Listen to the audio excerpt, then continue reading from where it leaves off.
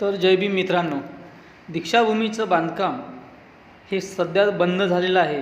तिथे जे बांधकाम खोदण्यात आलं होतं आणि जे अंडरग्राऊंड पार्किंगचं काम चालू होतं, तिथे आंबेडकरी समाजाने खूप मोठ्या प्रमाणात विरोध केला, आंदोलन केलं. ते आंदोलन आज यशस्वीपणे झालेलं आहे आणि येत्या धम्मचक्र प्रवर्तन दिनाला जमीन जशाच तशी ही होईल असं आश्वासन आपल्याला मिळालेलं आहे. बघा कशा पद्धतीने दीक्षाभूमीचे जे खोदकाम होतं ते कशा पद्धतीने खोदलं होतं आणि कशा पद्धतीने ते अंडरग्राऊंड पार्किंगसाठी मुद्दा उचलला होता. पण आता बघा जमीन जी खोदलेली जमीन होती ती समतल करण्याचं काम पूर्णपणे चालू झालेलं आहे. ही आंबेडकरी समाजाचा विजय आहे आणि आंबेडकरी एकजुटीचा हा बहुमोलाचा विजय आहे.